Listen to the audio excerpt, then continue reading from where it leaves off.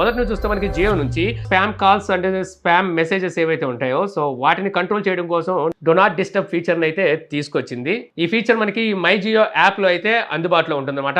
అక్కడ more option ఉంటుంది. More option లోకి వెళ్తే ఇక్కడ మీకు డోంట్ డిస్టర్బ్ ఫీచర్ అయితే కనిపిస్తుంది. అందులోకి వెళ్ళి మీరు వీటిని టాగుల్ ఉంటుంది అనమాట, దాన్ని ఆన్ చేసుకోవాలి. మీకు కావాల్సిన ఆప్షన్ అయితే ఆన్ చేసుకోవాల్సి ఉంటుంది. దీనికోసం మనకి ట్రూ కాలర్ ఉంది కదా అని మీరు అనుకోవచ్చు. ఆఫ్ కోర్స్ ట్రూ కాలర్ ఉంటుంది, కాకపోతే మీరు మనం ట్రూ కాలర్ ఇన్స్టాల్ చేసుకొని ఉంటేనే ఈ ఫీచర్ అయితే పనిచేస్తుంది. కాబట్టి ఇది అలా కాదు, డైరెక్ట్గా సర్వర్లోనే వీళ్ళు బ్లాక్ చేసేస్తారనమాట. ఒకసారి మీరు ఆన్ చేసుకున్నారంటే మీరు సిమ్ మార్చి వేరే ఏ మొబైల్ వేసుకున్నా సరే ఇవి రాకుండా చూసుకుంటారు స్పామ్ కాల్స్ని.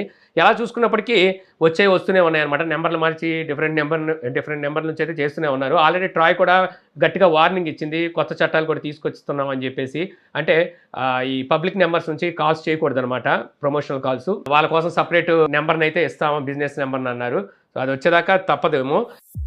ఇక నెక్స్ట్ చూస్తే మనకు వాట్సాప్ నుంచి నెక్స్ట్ 2025లో వచ్చే మే నెలలో కొన్ని యాపిల్ మొబైల్ ఫోన్స్కి వాట్సాప్ అయితే ఆగిపోబోతుంది. దానికి కారణం ఏంటంటే ఇక్కడ వాట్సాప్ అప్డేట్ అవుతుంది కదా, సో అప్డేట్ అయినప్పుడు iOS కూడా అప్డేట్ ఉండాలి. సో అక్కడ iOS 15.1 పైన ఉన్న ఎనీ మొబైల్కి ఈ వాట్సాప్ అయితే పనిచేస్తుంది. ఈ లోపల ఉన్న మొబైల్కి అయితే వాట్సాప్ పనిచేయదు అనమాట. సో ఆ బారిన పడేవి iPhone 5s, 6 Plus ఈ 3 మొబైల్స్ అయితే మనకు కనిపిస్తున్నాయి. వీటికి iOS 15.1 లేదు, సో అందువల్ల వాటికైతే రాదు.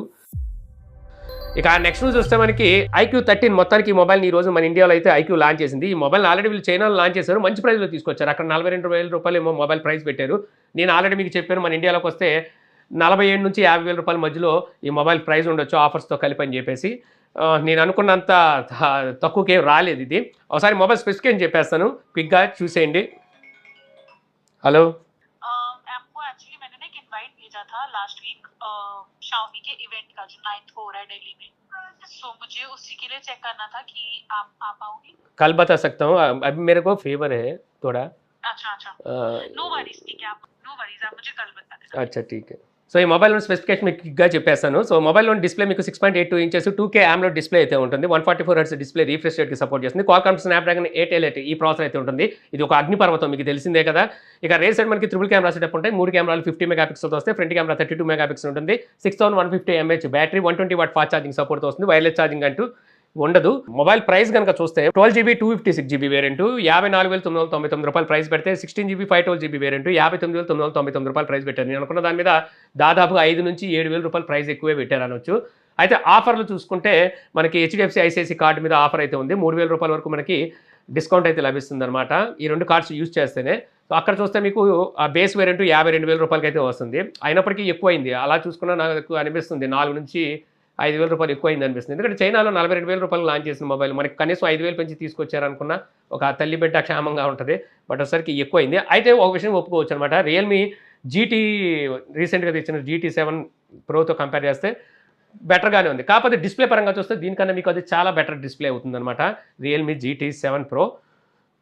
2 అగ్నిపర్వతాలే, ఆ విషయం మాత్రం గుర్తుంచుకోండి. ఎందుకంటే ఈ రెండిట్లోనూ మనకి స్నాప్డ్రాగన్ 8 Elite ప్రాసెసర్ ఉంది. ఈసారి మాత్రం క్వాల్కామ్ ఫెయిల్ అవుద్ది అనమాట. ఇయర్ చూసుకుంటే, ఇయర్ అంటే ఇంకా నెక్స్ట్ ఇయర్ రాబోయే ఫ్లాగ్షిప్ మొబైల్స్లో క్వాల్కామ్ ఫెయిల్ అయ్యే అవకాశం ఉంది. అక్కడ మీడియాటెక్ మార్కులు కొట్టేస్తుంది ఖచ్చితంగా. 9400 ప్రాసెసర్ మంచి పర్ఫామ్ అయితే చేయబోతుంది. ఇక నెక్స్ట్ చూస్తే మనకి రెడ్మీ బడ్స్ 6. సో వీటి లాంచ్ డేట్ అయితే ఇప్పుడు వీళ్ళు టీచ్ చేస్తున్నారు అన్నమాట. 9వ తారీఖుని బడ్స్ని అయితే లాంచ్ చేయబోతున్నారు.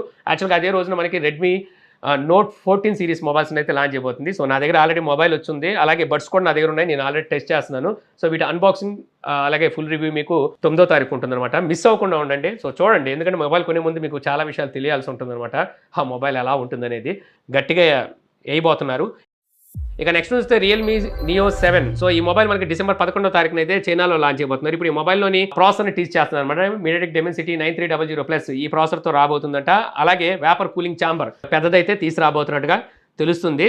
సో ఈ మొబైల్ని మరి మన ఇండియాకి తెస్తారా లేదనేది చూడాలి. చైనా ప్రైస్ కూడా బయటకు వచ్చింది. అక్కడ 2,499 యువాన్ అయితే పెడుతున్నారు. సో అంటే 35,000 రూపాయల్లో ఈ మొబైల్ని అయితే అక్కడ లాంచ్ చేయబోతున్నారు. మన ఇండియాలోకి వచ్చేసరికి 35 కాదు 45కి తీసుకెళ్తారేమో.